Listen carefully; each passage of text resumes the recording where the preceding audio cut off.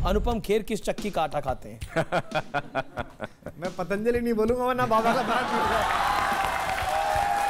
मुझे लगता है मुद्दे पे आना चाहते हैं। ये शुरुआत के क्वेश्चन तो ऐसे ही पूछ रहे हैं। थप्पड़ की गूंज सुनी तुमने? अब जब तक तुम जिंदा रहोगे इस गूंज की गूंज तुम्हें सुनाई देगी राणा। मेरे कमरे के सन्नाटे ने अंगड़ाई सी तोड़ी है, मेरी खामोशियों में एक नगमा गुनगुनाया है, तुम्हारा फोन आया है।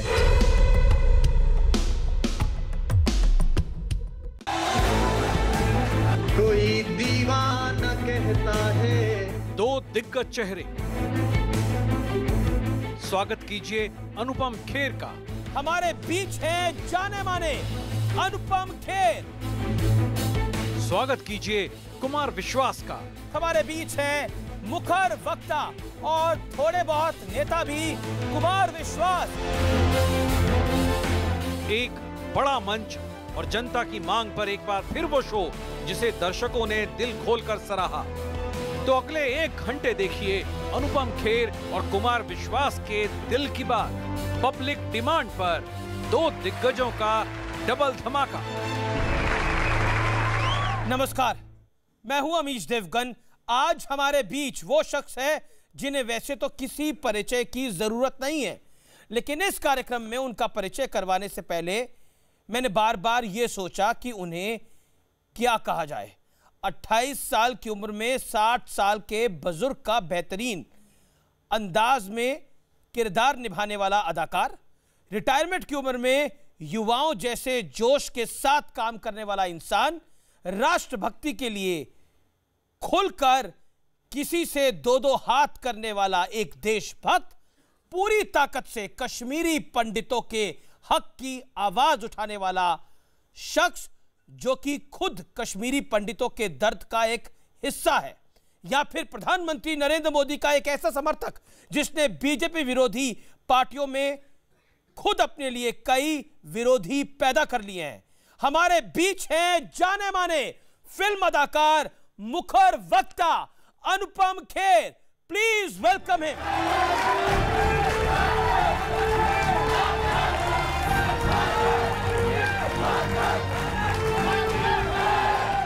आपके आते ही वंदे मातरम, भारत माता की जय। अच्छा पहचानते हैं मुझे ये। अच्छा पहचानते हैं, लेकिन हमने भी आपको थोड़ी पहचानने की कोशिश की। अनुपम जी, सबसे पहले तो बहुत बहुत अभिनंदन आपका, बहुत बहुत स्वागत। आप न्यूज़ 18 नेटवर्क के मंच पर आए और आज तमाम आरोपों पर, तमाम सवालों का जवाब देने के लिए आप तैयार हैं। और मुझे नहीं पता था मैं यहाँ आरोपों का जवाब देने आया हूँ। तो जो आपके प्यार करने वाले, ज्यादा प्यार करने वाले आप पर लगाते हैं। लेकिन मैंने आपके बारे में बहुत पढ़ने की कोशिश करी, बहुत समझने की कोशिश करी, लेकिन पहले मैं एक रिपोर्ट दिखाना चाहता हूं जिसके जो देखकर हम समझ पाएंगे कि अनुपम खेर कैसी शख्सियत है। अनुपम खेर राष्ट्रवादी भी हैं, देशभक्त भी हैं, बेहतरीन अदाकार भी हैं, और क्या क्या है देखते हैं इस रिपोर्ट में। इस थप्पड़ की गूंज सुनी तुमने?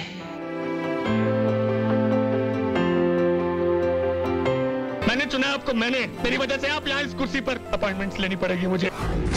दोस्तों, अगर महात्मा गांधी बिना किसी अस्त्र शस्त्र के देश को आजाद करा सकते हैं तो कुछ भी हो सकता है। मुझे रिचर्ड एटनबरा ने गांधी फिल्म में नेहरू का रोल नहीं दिया, but I told him don't worry Richard, कुछ भी हो सकता है। इसी फलसफे पर चलते हुए अनुपम खेर ने करीब 4 दशकों में 500 से ज्यादा फिल्में, सैकड़ों प्ले, हॉलीवुड फिल्में और टीवी शो किए हैं। अनुपम खेर यानी जिंदगी है तो जारी है, पूरी ताकत के साथ, पूरी शिद्दत के साथ। प्राइम मिनिस्टर को क्या करना है ये एनएससी तय करेगी। इनकी समझ में आएगा। PMO means business. सिनेमा ही नहीं, अनुपम खेर राजनीतिक और सामाजिक मुद्दों पर भी काफी मुखर हैं। 2014 में मोदी सरकार बनने के बाद असहिष्णुता ब्रिगेड के खिलाफ अनुपम खेर मजबूती के साथ खड़े रहे। प्रधानमंत्री मोदी की नीतियों का खुलकर समर्थन किया। आज अनुपम खेर से कुछ बेहद दिलचस्प बातें होंगी। जानेंगे उनकी एनर्जी का राज, पूछेंगे उनका करियर प्लान, मोदी भक्ति की वजह। अनुपम खेर किस चक्की का आटा खाते हैं? मैं मेहनत की चक्की का आटा खाता हूँ, ईमानदारी की चक्की का आटा खाता हूँ, और अब अपने बलबूते पर खड़े होने का जो मादा रखते हैं, निम्न मध्य वर्गीय परिवार से आता हूँ। और मुझे ये सिखाया गया कि मेरे दादाजी कहा करते थे कि अगर आप मेहनत करो और आप ईमानदार हो तो आपको दुनिया की कोई ताकत नहीं रोक सकती है। और मैं उनका ये जो दिया हुआ मुझे एक किस्म की एक सीख जो है, मैं उसको कभी गलत प्रूव नहीं कर सकता हूँ। और हर कुछ सालों बाद अपने आप को इन्वेंट करना चाहिए। तो अभी मैं आपकी ये शो रील देख रहा था मेरी, तो मुझे लग रहा था 60 साल की उम्र में आपने अपने आप को रीइन्वेंट कर दिया पूरी तरह मुझे से। लगा जब मैं 60 साल का हुआ, मुझे लगा कि अब मुझे एक नए तरीके से अपनी ज़िंदगी की शुरुआत करनी चाहिए जी। आमतौर पे 60 साल की उम्र में लोग, एक तो खासकर मैं इस प्रोफेशन से हूँ, एक्टिंग के प्रोफेशन, जिसमें कोई रिटायरमेंट नहीं होती है। आपका शरीर ठीक चलता रहे और आपका मस्तिष्क ठीक चलता रहे तो आप सालों साल काम कर सकते हैं। अमिताभ बच्चन साहब से कोई नहीं पूछता कि भाई आप इतने साल तक काम कर रहे हो। और 60 साल की उम्र में मुझे लगा कि मैं डिफरेंट लगना चाहिए। सबसे पहले तो physically can I change my self, तो मैं लग गया। मैंने ज़िंदगी में कभी व्यायामशाला की शक्ल ही नहीं देखी थी, मैं बाहर से ही देखता था, मुझे लगता था एक्सरसाइज हो गई। फिर मैं पहली बार गया, योगा किया, मैंने व्यायाम किया, वेट्स किए, और मैंने 14 साल हमने वो भी शॉर्ट सारे निकाले हैं आपके, जब आप एक्सरसाइज करते हैं, क्यों करते हैं, और वो तमाम बातें भी करी हैं। लेकिन आप एक महान कलाकार हैं, इसमें तो कोई मुझे नहीं लगता। मुझे लगता है मुद्दे पे आना चाहते हैं। ये शुरुआत के क्वेश्चन तो ऐसे ही पूछ रहे हैं और मेरा पूरा सवाल जवाब देने की कोशिश नहीं कर रहे। मुद्दे पे आ जाऊं मैं। आप एक महान कलाकार हैं। मुद्दा तो अनुपम जी, आप जब आप सामने आते हैं तो मुद्दे तो कई सारे खुल जाते हैं, और इस इंटरव्यू के बाद भी कई मुद्दे बन जाएंगे। ऑफ कोर्स जी। आप एक महान कलाकार हैं, राष्ट्रवाद में बहुत मुखर रहते हैं, बहुत बड़ी बड़ी बातें आप उसको लेकर करते हैं। आप प्रधानमंत्री सच्ची बातें करते हैं। प्रधानमंत्री मोदी के बड़े समर्थक भी हैं। जी। तो मैं आपको क्या मोदी भक्त कह सकता हूँ? हाँ, कह सकते हैं, इसमें क्या है। आप कोई मतलब किसी ऐसे शख्स का भक्त थोड़ा कह सकते हैं जिसको देख के घबराहट हो जाए, जिसको देखकर आत्मग्लानि हो, जिसकी काबिलियत पे शक ना हो। ऐसे मैं सुनील गावस्कर का भी भक्त रह चुका हूँ। अगर किसी की प्रशंसा करना या किसी की काबिलियत की तारीफ करना उसको भक्त में स्लॉट किया जाए तो मैं तो आजकल तो कहने लग गए हैं, और आपने तो ट्विटर पे एक दिन खुद ही लिख दिया था कि हाँ मैं भक्त हूँ भाई। हाँ, उसमें मतलब लोग आपको डिफेंसिव करना चाहते हैं जी कि अरे यार भक्त बोल देंगे तो आगे से तारीफ करना बंद कर देगा। मगर अगर मोदी जी अच्छा काम कर रहे हैं और हमारे देश को आगे ले जाना चाहते हैं तो मुझे कोई अतिशोक्ति नहीं होगी। मैं दिलीप कुमार साहब का भी भक्त हूँ। अगर किसी की काबिलियत को देखकर, मैं चार्ली चैपलिन का भी भक्त हूँ, क्योंकि उनको देख के उनके जैसा बनने की कोशिश करना अगर वो भक्ति कहलाता है तो फिर भक्त सही। एक सोशल मीडिया पे सवाल आया था कि आप राहुल गांधी के भी भक्त बन जाएंगे?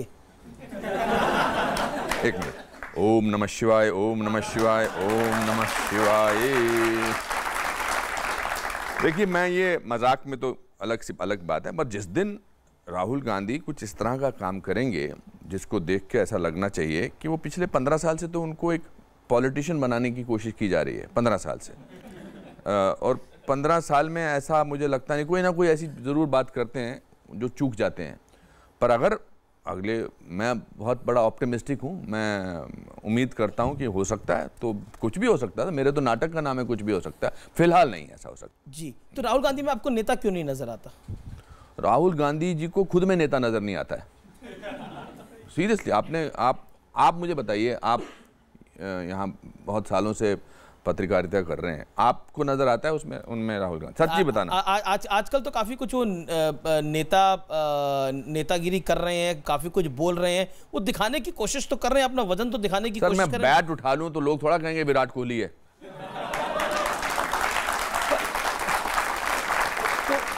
तो उनको, अगर आपको मैंने बैट उठा लिया, अनुपम खेर ने विराट कोहली है यार, ये तो ऐसे थोड़ा कि माइक के सामने खड़े होने से थोड़ा कोई नरेंद्र मोदी बन जाते हैं। जी। क्या ऐसा राहुल गांधी को क्या करना चाहिए कि युवाओं को वो प्रेरणा दें? आपको क्या लगता है, आप अगर राहुल गांधी को एक सलाह देंगे और वो इस कार्यक्रम के जरिए आपकी सलाह माने तो? I think first of all उनको अपने आसपास के जितने भी चमचे हटा देने चाहिए। जी। उनको जीरो से शुरुआत करनी चाहिए। मुझे लगता है कि उनको शुरुआत ज़मीन से करनी चाहिए। He should go to the interiors of India and actually relate to India। आज वो नहीं है जो आज से 5 साल पहले था, आज से 10 साल पहले था। पहले बहुत टाइम लगता था, आज हर साल वर्ल्ड चेंज हो रहा है। टेक्नीशियन, ये जो सोशल मीडिया है, इससे चेंज होता जा रहा है। उनको ज़मीन की कोई ज़्यादा समझ है नहीं। चलिए मैं अब बॉलीवुड पर आता हूँ। एक वर्ग जो है दो फाड़ हो गया, वो कहता है कि मोदी को हराने के लिए सब कुछ करना चाहिए, खुले तौर पर अपील की जाती है, लोकतंत्र की दुहाई दी जाती है। आखिर ये बंटवारा क्यों है? ये बंटवारा जो हुआ है ये 2014 में ही हुआ है जी। उससे पहले शुरू हुआ था, उससे पहले कोई बंटवारा नहीं था। पहले सब राजा की बात मानते थे, सब रानी की बात मानते थे जी। पर जब एक ग्रास रूट लेवल से एक चाय वाला प्रधानमंत्री बना, अपनी मेहनत से 15 साल मुख्यमंत्री रहा और ग्रास रूट लेवल से प्रधानमंत्री बना, तो बहुत सारे लोगों से बर्दाश्त नहीं हुआ।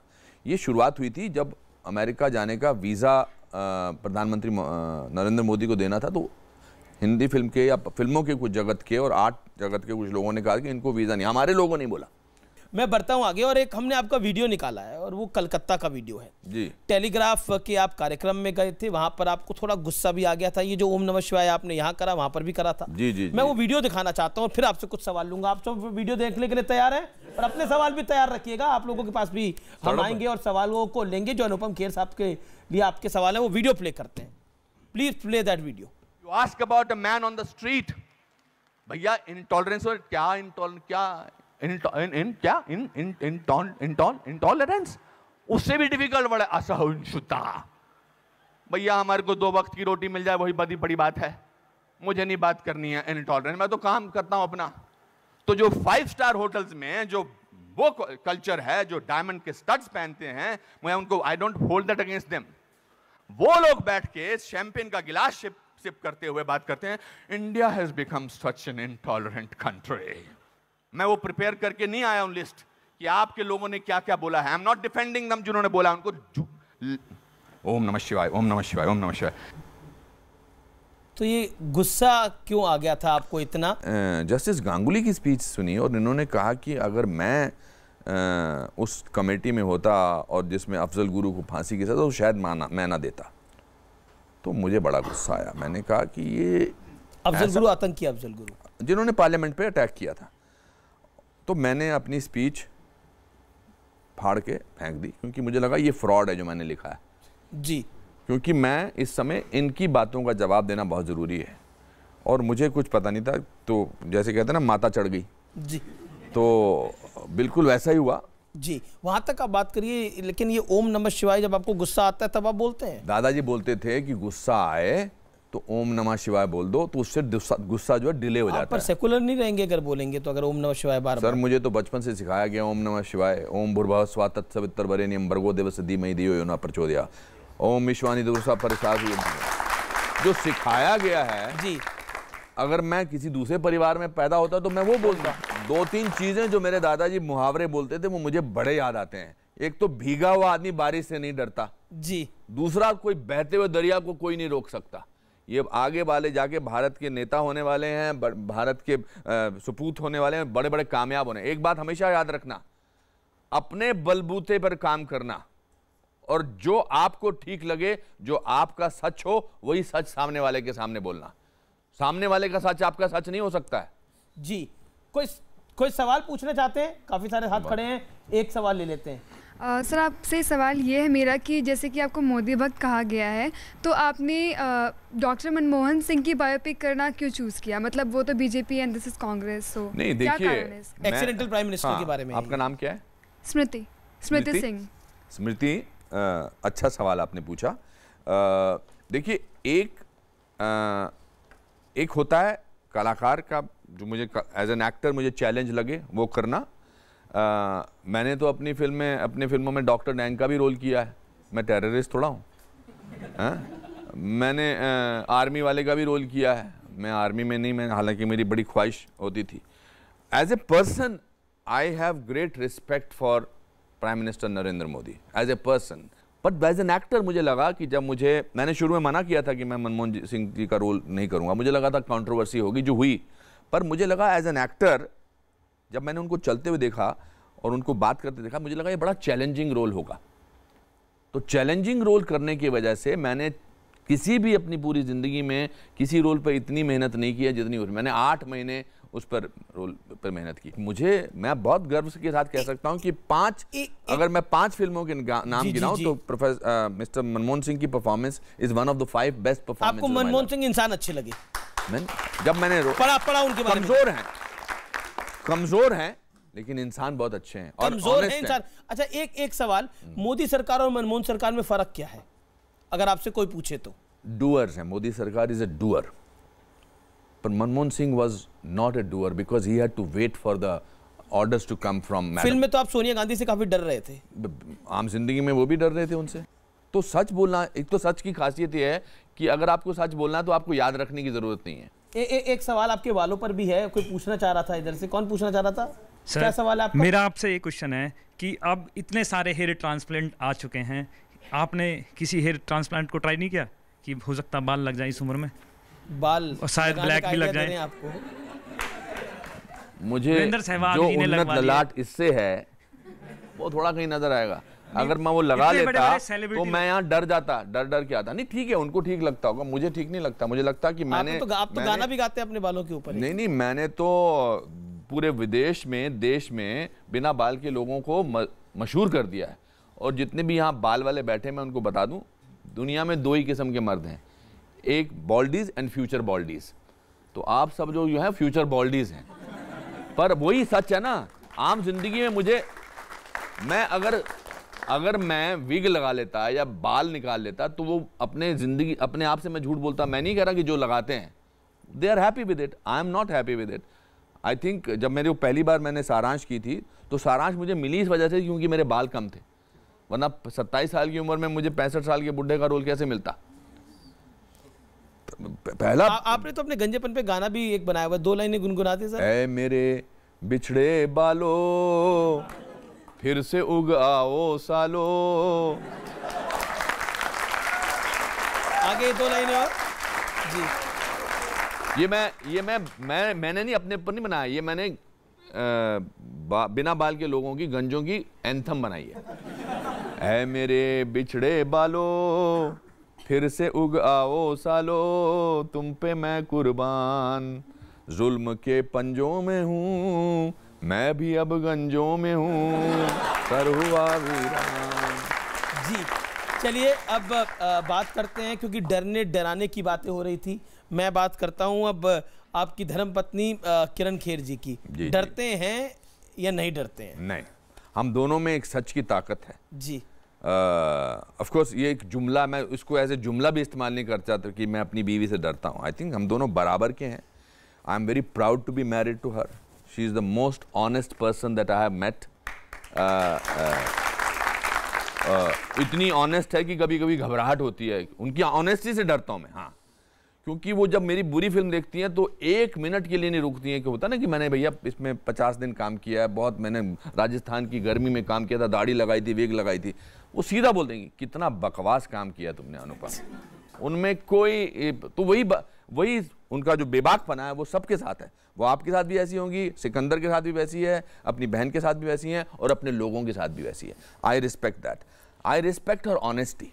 सो आपने एक बायोपिक अभी बनाई है, सो अगर आप इतना एक्टर है तो कल को अगर आपकी बायोपिक आएगी तो आपको क्या लगता है कि कौन सा एक्टर आपका बेस्ट वो किरदार निभा सकता है? आपकी बायोपिक अगर मेरी बायोपिक मैं स्टेज पर करता हूँ, उसका नाम है कुछ भी हो सकता है। आपके सवाल का जवाब देने के लिए अभी तो मैं एल्डरली पोर्शन तो अभी भी मैं कर सकता हूँ, मैं ही कर सकता हूँ। Younger portion I like Ranbir Kapoor as an actor. I will be Ranbir has a greatness about, बाकी एक्टर भी बहुत अच्छे हैं मगर रणबीर जो है अंदर के नुआंसेस भी ढूंढ के लेके आ सकता है। मैंने पहले इसके बारे में सोचा नहीं था, अभी आपके सवाल के बाद मुझे एहसास हुआ कि हाँ, I will be very happy and he will be also very happy to do my biopic. Gym वाला वीडियो है, आपको दिखाते हैं और फिर आपका रिएक्शन लेते हैं।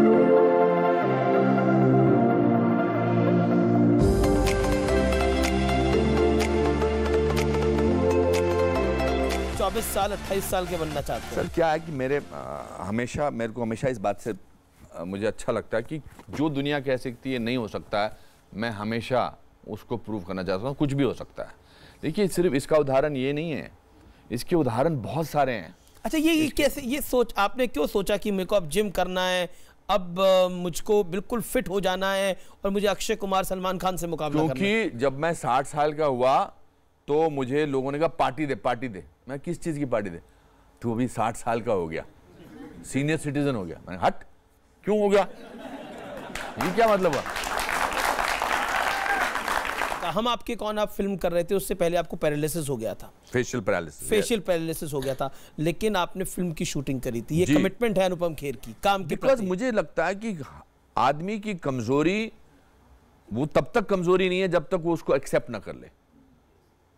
जब आप एक्सेप्ट कर लेते हैं तो वो कमजोरी, वरना कमजोरी नहीं है। कैसे तो एक दिन मैं अनिल कपूर साहब के यहाँ खाना खा रहा था। उनकी वाइफ सुनीता ने मुझसे कहा कि अनुपम, ये तुम एक आंख से पलक नहीं झपक रहे हो। तो मुझे लगा कि थक गया होऊंगा शायद, पर जब मैं दूसरे दिन ब्रश करने लगा तो पानी अपने आप मेरे होंठों से निकल रहा था।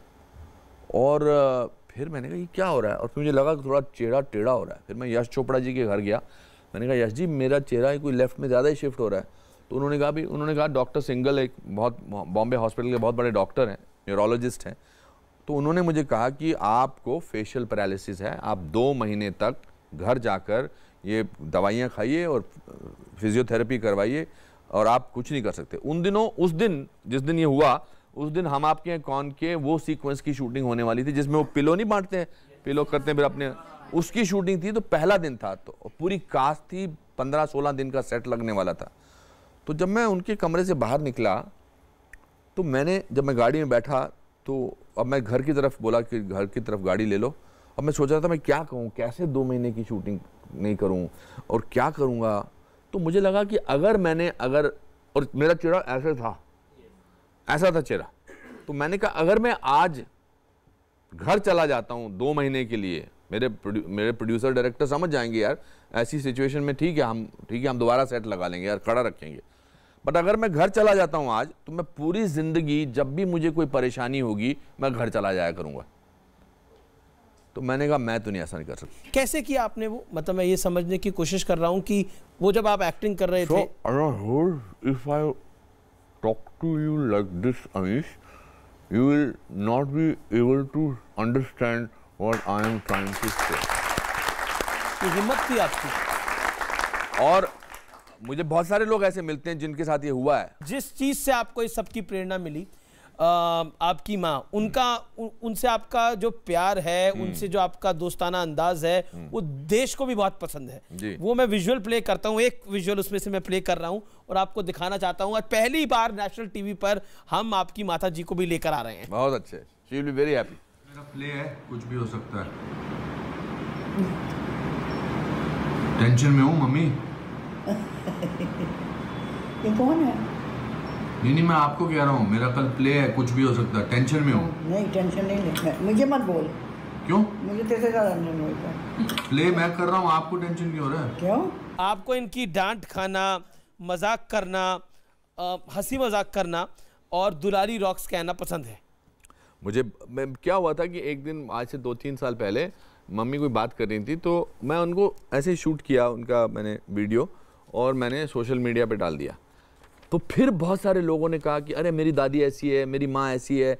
तो मैंने ये डाला, तो ये और मुझे हम बोलते ना, और that person rock, you are a rock star. तो मेरी मुझे लगता है कि मेरी माँ बहुत बड़ी रॉक स्टार है, क्योंकि एक तो वो साफ बोलती हैं, वो कुछ छुपाती नहीं, फिल्टर नहीं करती हैं। उससे पहले ऑडियंस की एक गुजारिश थी जो ऑडियंस ने करी थी कि कुछ आप एक्ट करके दिखाएं, कुछ आप कह के सुनाएं, अगर आपको कोई किरदार बहुत पसंद हो। है कि नहीं है भाई? अब क्या इनको क्या करेंगे अब आप? अब आप बोलेंगे है कि नहीं, तो वो थोड़ा बोलेंगे नहीं, पहले से बोल रहे हैं ये भाई। देखिए अनफॉर्चुनेटली डायलॉग मेरा एक डॉक्टर डैंग का ही मशहूर हुआ है जी, है ना। बाकी तो जो उसमें सारांश का डायलॉग था वो तो थोड़ा सीरियस है जी। मेजर लाठी का तो आपने देख लिया। मेजर लाठी नहीं, मुझे उसके डायलॉग याद नहीं, डॉक्टर डैंग का याद है, वो सुनाता हूं मैं आपको। चलो। राणा विश्व Pratap Singh, doctor dang creates war. Doctor dang को आज पहली बार किसी ने थप्पड़ मारा है। इस थप्पड़ की गूंज सुनी तुमने?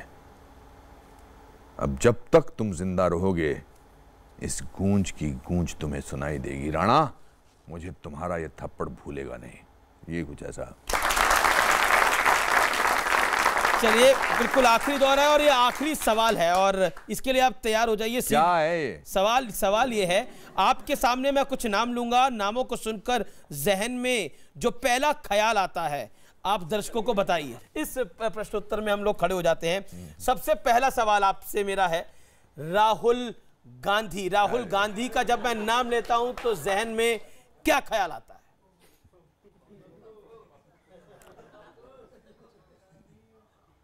भटका हुआ राही। भटका हुआ राही। योगी आदित्यनाथ, उत्तर प्रदेश के सीएम। मंत्र याद आते हैं उनको। मंत्र याद आते हैं। अब पुराने वाले ख्यालात बदल गए हैं आपके? नहीं, मंत्र याद आते हैं। मंत्र याद आते हैं। Naseeruddin Shah. Brilliant actor. Brilliant actor. Mayawati. मुझे मायावती जी के, जब मैं लखनऊ जाता था तो मुझे बड़े बड़े उनके पार्क नजर आते हैं, हाथी के वो जो बनाए हुए थे उन्होंने, वो सिंबल हो गया। एक ख्याल क्या आता है? वही सिंबल है आपको लगता है? वही सिंबल है। Prakash Raj. You know, the problem is that I cannot be dishonest. I like him as an actor.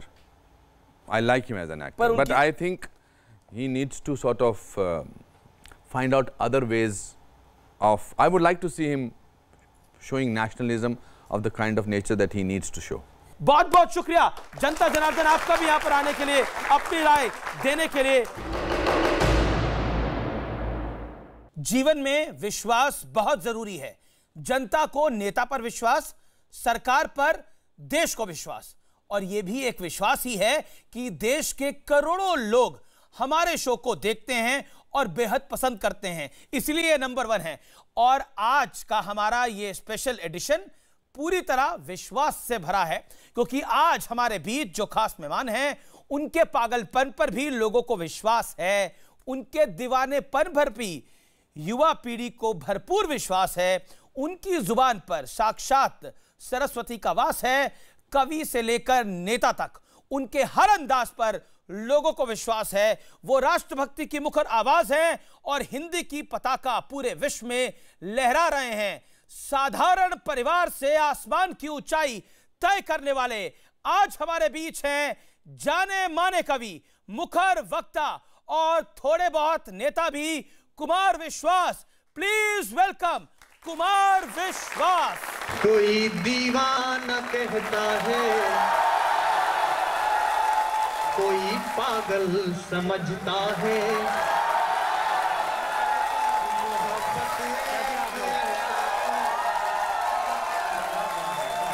बहुत अच्छा, बैठिए।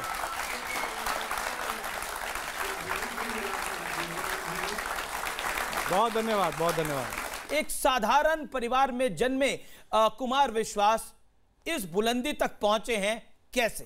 संवर जाएंगे तुम मिलो तो सही। ये आवाज, ये अल्फाज और ये अंदाज किसी पहचान के मोहताज नहीं। मिलो तो सही, रास्ते में खड़े दो अधूरे सपन। कोई इन्हें दीवाना कहता है तो कोई पागल समझता है, लेकिन माँ सरस्वती इनकी जुबां पर बसती है। कि कोई दीवाना कहता है, कोई पागल समझता है। ये वो दौर था जब अंग्रेजी शान की पहचान बनती जा रही थी और हिंदी अपने ही देश में कहीं खो सी गई थी, लेकिन कुमार विश्वास ने हिंदी की लौ बुझने नहीं दी। करीब 31 साल से कुमार पूरे विश्वास के साथ हिंदी का परचम हिंदुस्तान ही नहीं, साथ समंदर पर भी लहरा रहे हैं। हम हैं देसी, हम हैं देसी, हम हैं देसी, हाँ मगर हर देश में छाए हैं हम।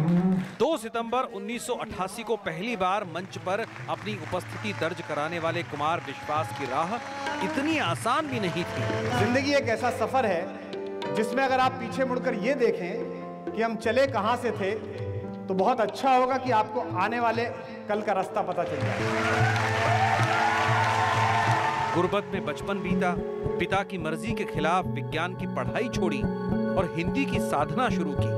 नाम ऊंचा हुआ तो देश के 28 कवियों ने कुमार के खिलाफ मोर्चा खोल दिया, लेकिन कुमार विश्वास पूरे विश्वास के साथ आगे बढ़ते रहे। जब ऊंच नीच समझाने में माथे की नस उठ जाती है, तभी पगली लड़की के दिन, तभी पगली लड़की के दिन जीना गद्दारी लगता है, और उस पगली लड़की के दिन मरना भी तुम्हारी और मेरी रात में बस फर्क इतना है, तुम्हारी सो के गुजरी है, हमारी रोह गुजरी। आज कविराज कुमार से दिलचस्प बातचीत होगी, कवि विश्वास की कविताएं भी होंगी, और जानेंगे उनसे कुमार विश्वास अब किसके साथ। तो विश्वास साहब, पुराने वीडियोस देखकर कैसा लगा? नॉस्टैल्जिया है, और देखिए क्या है कि सफलताओं की कहानी बनती हैं, असफलताओं की कहानी नहीं बनती। तो ये तय है कि मेरे जैसा सपना देखने वाले या मेरी तरह संघर्ष करने वाले इस देश में लाखों बच्चे हैं, करोड़ों बच्चे हैं। उनमें से कुछ को सफलता मिल जाती है तो वो आपके साथ बैठ के स्टूडियो में और बड़े बड़े चैनल्स में बात कर लेते हैं। जो नहीं करते हैं, जो नहीं हो पा रहे हैं, उनसे सिर्फ ये निवेदन है कि वो मायूस ना हो, बस ये ध्यान रखें कि शायद प्रयास ढंग से नहीं हुआ, एक बार फिर करें। क्योंकि मेरे यहाँ पहुँचने में भी और थोड़ा सा और आगे पहुँचने जहाँ का मन है, जहाँ की महत्वाकांक्षाएँ हैं, वहाँ एक रात नहीं लगी। ये जो आपने बोला ना कि 31 साल पहले पढ़ा था, तो ये बोलने में तो 1 सेकंड गया कि 31 साल पहले पहला प्रोग्राम पढ़ा था जी। लेकिन वो 31 साल तो अपनी तरीके से चले ना। आपकी कविता भी एक बड़ी सुंदर बात कहती है कि कुछ की सो के गुजरी है, हमारी रो के गुजरी। तो वो जो 28 कवि जिन्होंने मना किया, जिन्होंने लेटर्स लिखे, जिन्होंने अपयश फैलाया, जिन्होंने 28 ने मेरे खिलाफ लिखा, उन्होंने मेरे से पहले बहुत संभावनाशील कैरियर्स की हत्या की थी। एक आरोप तो हमारा भी है कि आप हिंदी के कवि हैं, हालांकि हिंदी, और आप स्टाइलिश इतने हैं कि आप अपनी किताब जाके कपिल शर्मा के शो में लॉन्च कर देते हैं, तो तकलीफ तो होगी लोगों को। नहीं, देखिए, एक तो मेरा इस बात से विरोध है कि अगर अंग्रेजी का एक लेखक जी अपने लुगदी साहित्य के लिए, जो बिल्कुल लुगदी टाइप साहित्य है, लड़का लड़की से मिला, फिर वहाँ पिज्ज़ा खाया, फिर कार में बैठ गया, फिर कार की खिड़की बंद हो गई, फिर कार हिलने लगी, फिर क्या है, मैं नाम नहीं लूंगा उनका, मेरे भी दोस्त हैं। अगर उनको एक किताब के लिए 5 करोड़ रुपए दिए जाते हैं, प्रकाशक देता है कि 5 करोड़ रुपए, तो पूरी तरफ चर्चा होती है कि अच्छा देखिए अंग्रेजी में उपन्यास लिख रहे हैं 5 करोड़। पर अगर कुमार विश्वास पैसे मांगते हैं या लेते हैं, तो फिर तो हिंदी का दारिद्र बोध ऐसा क्यों बना दिया है कि हिंदी का मतलब मरे गिरे होने चाहिए, झोला लटका हुआ हो, मुंह लटका हुआ हो, है ना, और वो ऐसे ना आए, वो कहें कि बस आपकी कृपा है। हिंदी स्वाभिमानी माँ है, संघर्षशील माता है, और उसके बेटों ने तपस्या से कमाया। आपने चंद दिनों पहले एक ट्वीट किया था, उसको मैं पढ़ देता हूं। ऐसा नहीं है कि दिल में कोई आरजू नहीं है, 100 आरजू जमा है मगर उसमें तू नहीं है। आपकी कौन सी आरजू है जो दिल में तो है लेकिन अधूरी है? आज जरा बताइए दर्शकों के सामने। देखिए, चाणक्य ने कहा है, संतुष्टा द्विजा नष्टा असंतुष्टा च महीपति। द्विज मतलब पढ़ने लिखने का काम करने वाला। पढ़ने लिखने का काम करने वाला आदमी अगर संतुष्ट हो जाए तो नष्ट हो जाता है। मैं हर कविता गजल लिखने के बाद 3-4-5 दिन उसकी खुमारी में रहता हूं कि कमाल हो गया, वाह क्या लिख दिया है, हमसे आगे तो कोई पैदा ना हुआ था ना हुआ है जी। उसके 3-4 दिन बाद मैं किसी का शेर पढ़ता हूं, किसी नए लड़के का, कल परसों लिखना शुरू किया इस बच्चे ने, और मुझे लगता है कि अरे यार ये तो इससे तुझसे आगे लिख दिया इसने। मैंने कृष्ण पर 2 छंद लिखे, बड़ा खुश मैंने एक लड़का सुना बम्बई के पास का, जुबैर अली ताबिश, 25-30 साल का लड़का है, इस्लाम मानने वाला है। जन्माष्टमी से पहले उसने मुझे शेर भेजा, मैं तो रोने की स्थिति पे आ गया। बंसी सब सुर साधे है, बंसी सब सुर साधे है, एक ही धुन पर बाजे है, हाल न पूछो मोहन का सब कुछ राधे राधे है जी। तो ये मैं आपको कॉम्प्लीमेंट करना चाहता हूं कि आपने रामायण को एक नए अंदाज में पेश करना शुरू किया है। इसके लिए वाकई आपके लिए तालियां होनी चाहिए। बहुत इस युग में आप इस देश को, इस देश की संस्कृति के साथ जोड़ने का बहुत जबरदस्त प्रयास कर रहे हैं। ठीक है, आप रामायण को उसी तरह से युवाओं को सुना रहे हैं जैसे आप अपनी कविताएं सुनाते हैं। अपने अपने राम का ख्याल आपको कहां से आया? ये मुझे इसलिए आया कि मेरे घर में बच्चों ने ये पूछा, परिवार के बच्चों ने, राम पर मैं कुछ बोल रहा था 3-4 वर्ष पहले, तो एक लड़की ने, हमारे घर की भतीजी ने मुझको कहा कि चाचा बाकी सब ठीक है बट डोंट यू थिंक कि राम को, अपनी प्रेग्नेंट वाइफ को जंगल में नहीं भेजना चाहिए था? तो उसने मुझसे सवाल किया और मुझे लगा इस पर एक नए सिरे से बातचीत होनी चाहिए।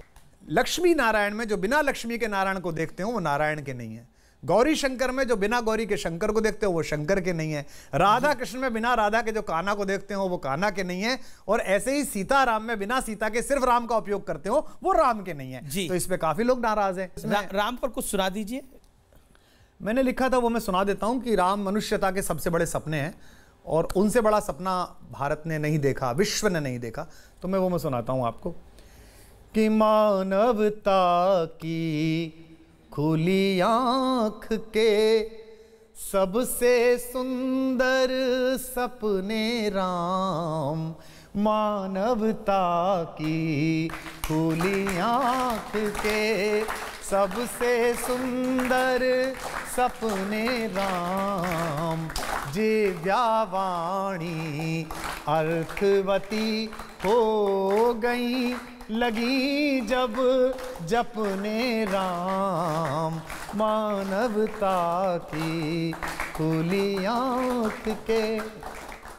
मात पिता गुरुजन परिजन ने अपने अपने देखे थे, मात पिता गुरु जन परिजन ने अपने अपने देखे थे, दुनिया भर ने देखे अपने अपने अपने अपने राम, अपने अपने अपने अपने अपने अपने अपने राम।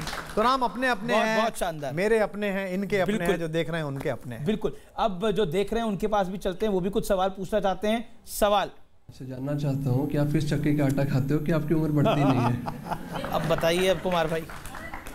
मैं पतंजलि नहीं बोलूंगा वरना बाबा का ब्रांड मिल जाए।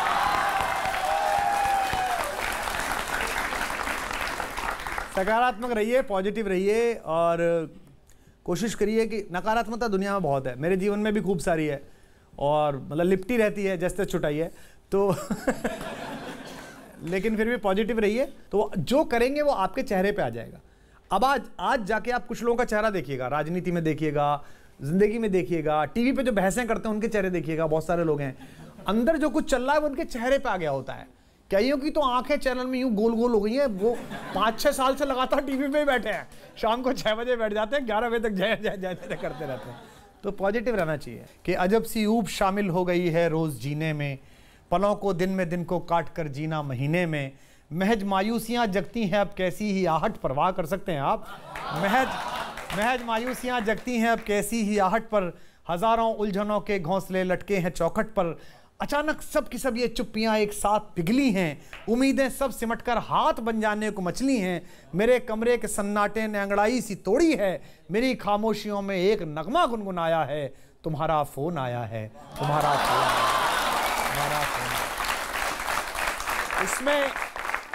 इसमें बिल्कुल प्रायोगिक बातें हैं, देखिएगा कि कैसा लगा होगा मेरा फोन अगर जाए, उसको कैसा लगेगा कि सती का चौतरा दिख जाए जैसे रूप बाड़ी में, रूप जीवाओं के मोहल्ले में, सती का चौतरा दिख जाए जैसे रूप बाड़ी में, कि जैसे छठ के मौके पर जगह मिल जाए गाड़ी में, इस अधूरी जवानी का क्या फायदा। वो एक लाइन काफी है।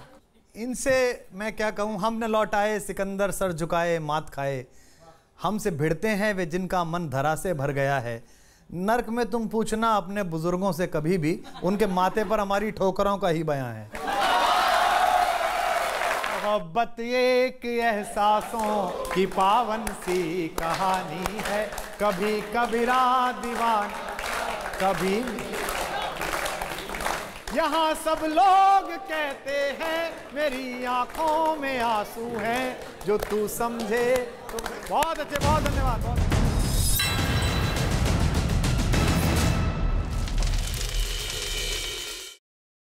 6 पार्टियां बड़ी बड़ी कवियों के हत्ते अब हैं चढ़ी। सबसे फजूल खर्चे करने वाले आप हैं। आपका कुर्ता घुटने से भी नीचा है, अगर इसमें 4 अंगुल कपड़ा और बढ़वा लेते तो नीचे का पजामा बचता नहीं। राहुल जी की पूजा करना अंतिम लक्ष्य बचेगो, यही हाल रहा तो एक दिन बस अध्यक्ष बचेगो। या तो नए साल महंगाई तुम घटाइयो और या तो झोला लेके बद्रीनाथ चले जाइयो। 2021 लाएगा खुशियाँ, दुआएं सबकी काम आएगी। दिल दिया है जान भी देंगे, है वतन तेरे। अगर हिंदुस्तान में हर इंसान, हर पर्सनैलिटी आप जैसी हो जाए, मैं आपको सच में ही खड़े होकर शुक्रिया अदा करना चाहती हूँ। 2021 शुभ मंगल। सावधान, जब तक वैक्सीन नहीं आ जाए तो भी सोशल डिस्टेंसिंग, मास्क लेके ही चले। बाबू तुम कब से झूठ बोलने लगे? सावधान रहना नहीं है बंगाल में दीदी से। 2020 ने ऐसे सदमे दिए जिनको हम भूल जाएं ये मुमकिन नहीं। 2020 की कुछ है अच्छाइयाँ, अगर सुनो गौर से तो सुनाऊं तुम्हें।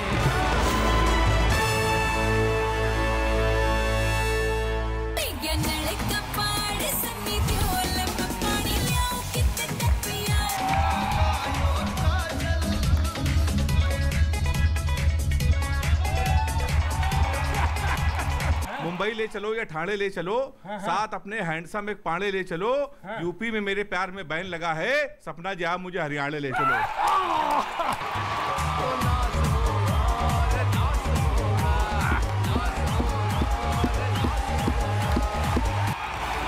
के हत्ते अब हैं सबसे फजूल खर्चे करने वाले आप हैं। आपका कुर्ता घुटने से भी नीचा है। अगर इसमें 4 अंगुल कपड़ा और बढ़वा लेते तो नीचे का पजामा बचता नहीं बचता। राहुल जी की पूजा करना अंतिम लक्ष्य बचेगो, यही हाल रहा तो एक दिन बस अध्यक्ष बचेगो। या तो नए साल महंगाई तुम घटाइयो और या तो झोला लेके बद्रीनाथ चले जाइयो।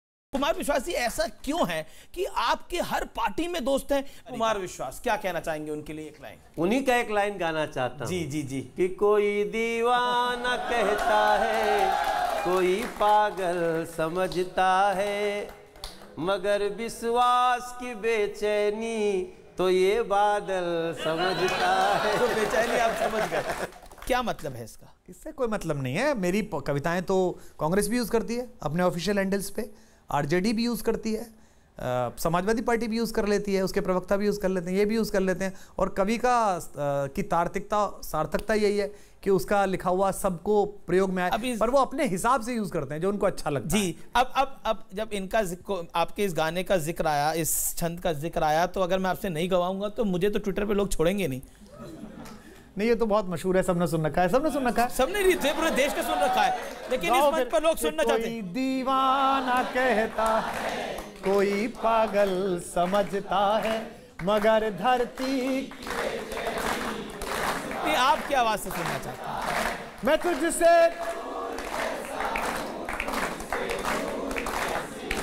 ये तेरा बोल सियावर रामचंद्र की। मैं क्या सुनाऊंगा, सबको याद है। चलिए मैं आपकी किताब पर वापस लौट कर आता हूं। मैंने सुना है कि फिर मेरी याद किताब में आपकी पगली लड़की आपसे संवाद कर रही है, क्या कह रही है वो? आप पढ़िए किताब और पढ़ने के बाद बताइए, सुना दीजिए ना। पढ़ने के बाद बताइए कि क्या है इसमें। कई कविताएं तो ऐसी हैं जो बहुत अलग है। जैसे मैं एक बार IIT-BHU गया था, तो मैं पगली लड़की पढ़ के बाहर आया, तो पीछे 2-3 लड़कियां थी, तो मुझे लगा ये प्रशंसा में ही सब मिल रहे हैं, ये मिलेंगी, वेरी गुड सर। तो उसने एक ने मुझसे कहा कि आप क्या ये करते रहते हो, आपको शर्म नहीं आती? मैंने कहा मैंने क्या कर दिया? तो बोले आप उस लड़की को गली गली जाके सुनाते हो कि वो पगली लड़की ऐसी, उसके बारे में सोचो, कभी फोन किया है उसे, कभी मिले हो उसे? मैंने कहा फ़ोन तो नहीं किया। तो बोले जब तक उसकी ओर से कविता नहीं लिख लो तब तक मत पढ़ना। वो कह के वो लड़की चली गई। मुझे भी लगा कि यार ये तो बात है। तो इसमें मैंने एक कविता लिखी है, मनोज वाजपेयी ने कपिल शर्मा शो में सुनाई भी थी, मुझे अच्छी भी लगती है, मैं आपको सुनाता हूँ कि अजब सी ऊब शामिल हो गई है रोज़ जीने में, पलों को दिन में दिन को काट कर जीना महीने में, महज मायूसियाँ जगती हैं अब कैसी ही आहट पर। वाह कर सकते हैं आप। महज मायूसियाँ जगती हैं अब कैसी ही आहट पर, हज़ारों उलझनों के घोंसले लटके हैं चौखट पर, अचानक सब की सब ये चुप्पियाँ एक साथ पिघली हैं, उम्मीदें सब सिमटकर हाथ बन जाने को मचली हैं, मेरे कमरे के सन्नाटे ने अंगड़ाई सी तोड़ी है, मेरी खामोशियों में एक नगमा गुनगुनाया है, तुम्हारा फ़ोन आया है, तुम्हारा फ़ोन आया है, तुम्हारा फ़ोन। इसमें बिल्कुल प्रायोगिक बातें हैं। देखिएगा कि कैसा लगा होगा मेरा फ़ोन अगर जाए, उसको कैसा लगेगा कि सती का चौतरा दिख जाए जैसे रूप बाड़ी में, रूप जीवाओं के मोहल्ले में, सती का चौतरा दिख जाए जैसे रूप बाड़ी में, कि जैसे छठ के मौके पर जगह मिल जाए गाड़ी में। आप आए और हम एक आपको तस्वीर दिखाएंगे, आप अपने अंदाज में उस पर एक लाइन पढ़ दीजिएगा। पहली इमेज राहुल गांधी की है, वो इमेज हम स्क्रीन पर डालते हैं। क्या कहना चाहेंगे? अब मैं क्या करूं? नहीं बोलेंगे तो फंस जाएंगे। इस अधूरी जवानी का क्या फायदा। वो एक लाइन काफी है। इनसे मैं क्या कहूँ, हम न लौटाए सिकंदर सर झुकाए मात खाए, हमसे भिड़ते हैं वे जिनका मन धरा से भर गया है, नर्क में तुम पूछना अपने बुजुर्गों से कभी भी, उनके माथे पर हमारी ठोकरों का ही बयां है। चलते चलते अगर आप कुछ अपनी तरफ से कुछ कहना चाहें, कुछ गुनगुनाना चाहें तो। मैं आप सब लोगों से और आपसे यही कहना चाहता हूं कि मुर्दा लोहे को भी औजार बनाने वाले, अपने आंसू को भी हथियार बनाने वाले, हमको बेकार समझते हैं सियासतदां, मगर हम हैं इस मुल्क की सरकार बनाने वाले।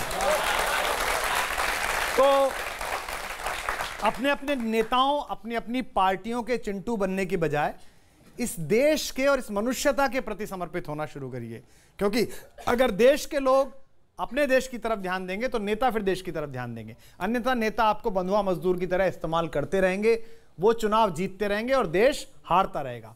तो देश का मसला हो तो अपने आप के खिलाफ बोलो, और देश के स्वाभिमान का मसला हो तो अपने बाप के खिलाफ बोलो। जी। तो आखिर में मेरा आपसे एक ही सवाल होगा, विश्वास किसके साथ होंगे? देश के साथ। देश के साथ होंगे। बहुत बहुत शुक्रिया। लेकिन चलते चलते कुछ गुनगुनाना पड़ेगा आपको, कुछ तो गुनगुनाना पड़ेगा। मोहब्बत एक एहसासों की पावन सी कहानी है, कभी कबीरा दीवान कभी, यहाँ सब लोग कहते हैं मेरी आंखों में आंसू हैं, जो तू समझे। तो बहुत अच्छे, बहुत धन्यवाद, बहुत धन्यवाद, बहुत धन्यवाद।